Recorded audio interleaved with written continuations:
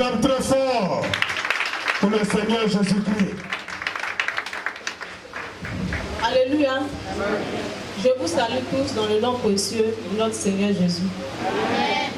Ce matin, il y a un témoignage à partager avec le peuple de Dieu. Avant de donner ce témoignage, je voudrais d'abord dire merci à notre Seigneur Jésus.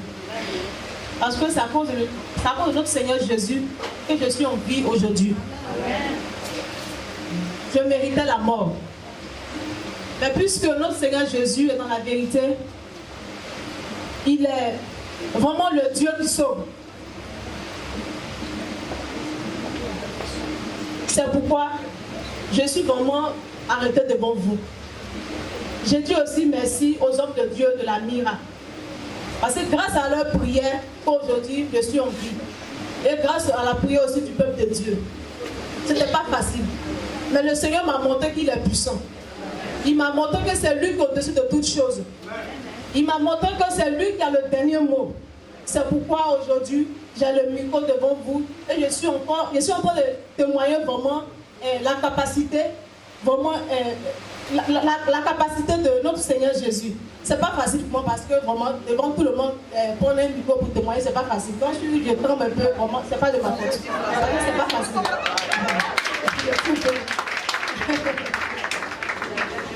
Vraiment, j'étais malade. Et je suis faite d'une maladie qu'on appelait le fibron. Je fais le traitement depuis plusieurs années en cherchant la guérison. Mais pour moi, au fur et à mesure que je le traite, ça devient compliqué de jour en jour. Je peux dire que j'ai croisé les grands médecins même de Côte d'Ivoire pour me traiter. Mais ce n'était pas facile. Ma situation devient grave de jour en jour, jusqu'à ce que la médecine déclare qu'on enlève mon utérus. Pour une femme qui n'a pas encore fait d'enfant, ce n'est pas facile. Quand le médecin te dit que la situation est compliquée, mais pour te sauver la vie, ce qui reste, c'est pour enlever ton utérus. Vraiment, si ce n'est pas l'aide de Dieu, ce n'est pas facile. Et c'est comme ça. J'ai vu Papa Brou. Et j'ai expliqué le problème à Papa. J'ai vu le papa. J'ai croisé le Papa Brou. Je suis rentrée dans son bureau. J'ai parlé avec lui. Il m'a regardé. Il dit, ma fille, est-ce que toi-même tu es prête d'abord pour l'opération? Il dit, papa, je suis fatiguée. Je suis rentrée partout. Vraiment, ma situation est grave. Là, actuellement où je suis arrêtée là-bas, c'est pour me faire opérer parce que je suis fatiguée. J'ai tout essayé. Mais c'est pour Jésus maintenant qui reste. Il dit, c'est que le temps de Dieu est arrivé. Si toi-même tu es prête pour l'opération, c'est que le temps de Dieu est arrivé. On va confier tout. On va mettre tout dans la main de notre Seigneur Jésus. Moi, je sais que le Seigneur Jésus ne va pas t'abandonner. En tout cas, cette parole m'a donné la force. Et bon, moi, je suis allée revoir mon gynécologue. Et j'ai pris rendez-vous avec lui. Il m'a dit comme ça, qu'il va d'abord trouver le sang. Il faut 2 pots de sang pour commencer l'intervention. C'est comme ça, dans la prière.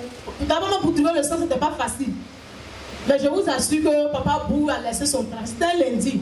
Il a laissé son boulot. On a fait tout d'habitude en train de chercher le sang. Ce n'était pas facile. On appelait partout pour trouver même le sang encore pour me faire opérer. C'est tout un problème. Après encore, il m'a appelé. Il dit, ma fille, il ne faut pas te décourager. C'est parce que le temps que Dieu a choisi, ce n'est pas encore arrivé. C'est pourquoi je suis en train de tourner. Mais quand le temps va arriver, on aura le sang. Je vous assure que 2 jours après, le médecin m'a appelé pour dire effectivement il a trouvé le sang. Et c'est comme ça.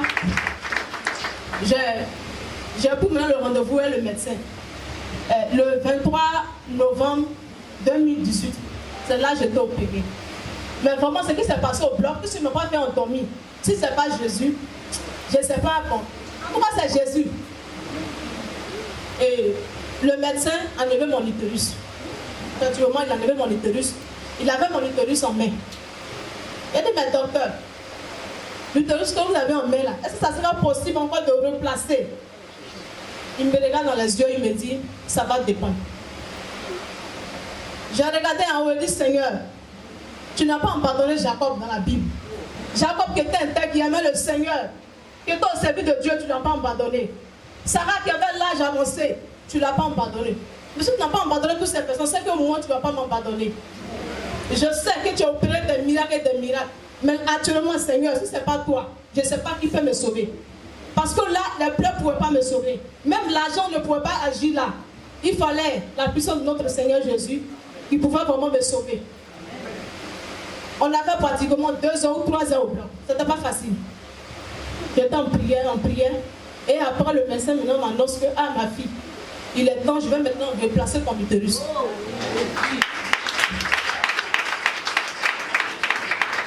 Et c'est comme ça le médecin a replacé mon utérus.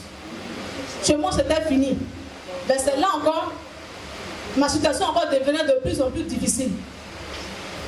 Il a fini de replacer l'utérus, j'étais maintenant hospitalisée. Là encore, on dit il faut encore le sang à l'urgence.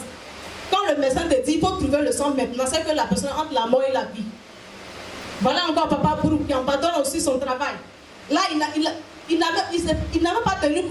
Je ne sais pas ce que je vais dire. Mais ce n'est pas facile. Hein? Voilà, je fais avec. Donc voilà papa Bourou qui est arrivé. Il est venu tomber dessus. On dit il n'y a pas sang. Papa, ta fille est en train de mourir. Il dit elle ne va pas mourir. Ma grande soeur, tout le monde était en pleurs. Puisque là, même, si ce n'est pas le sang, là, ma vie va devenir quoi? Papa Bourou n'a rien dit. Lui, mon mari, en tout cas, elle, le médecin, ils ont fait tout d'habiller en train de chercher le sang. Je vous assure que non. Quand papa Bourou est venu, il dit ma fille, regarde-moi. Je sais que c'est difficile. Mais retiens une chose, que le Seigneur est à côté de toi. Il ne va pas t'abandonner. Même si tu n'as pas trouvé le sang, retiens une chose que là, actuellement, là où tu es là, le Seigneur t'a déjà transfusé. Il ne faut pas te décourager, le Seigneur est avec toi. Il dit je vais prier, mais je ne vais pas durer. Il a prié quelques minutes et puis il est parti. Mais quand il est parti, je sais que effectivement le Seigneur est à côté de moi. Parce qu'il y a une voix qui me dit ma fille, ne te décourage pas. Je suis à côté de toi. C'est dans cette situation que tu diras, si moi le Seigneur, je vais t'en pardonner. Mais moi je sais que tu vas témoigner un jour. La force. On va donner la force. Et après, on nous a libérés. Nous sommes revenus à la maison, croyant que tout va bien. Voilà encore, moi, je n'arrive plus à marcher. J'étais vraiment paralysée. Paralysée, je vous... Quelqu'un qui ne fume pas, qui ne boit pas, on dit, il y a gaz dans mon ventre. Voilà mon ventre encore qui se ballonne. Comme je l'ai là. Il faut encore la puissance de notre Seigneur Jésus pour pouvoir intervenir dans ma vie. Papa Bourou est arrivé. Il dit, ma fille, il ne faut pas te décourager. On va prier, mais moi, je sais que tu vas te délivrer. Papa Bourou, papa Zigoli, vraiment, avec la prière de... Allô? Ça. Avec la prière, comme de Dieu de la Mira, aujourd'hui je suis délivrée. Aujourd'hui je marche, je peux même sauter. Voilà. Aujourd'hui je marche. Aujourd'hui tout va bien. Grâce à la prière, vraiment, des hommes de Dieu de la Mira.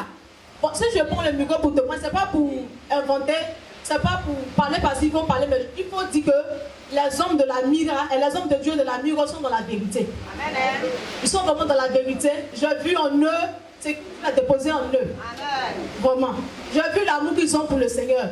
J'ai vu aussi qu'ils ont pour le Seigneur. Amen. Aussi vraiment l'amour du peuple de la Mira. Parce que dans ces moments difficiles-là, ils étaient en tout cas à mes côtés.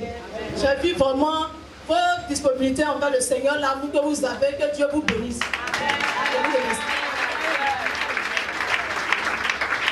Je vais appeler le fondateur pour prier pour sa fille.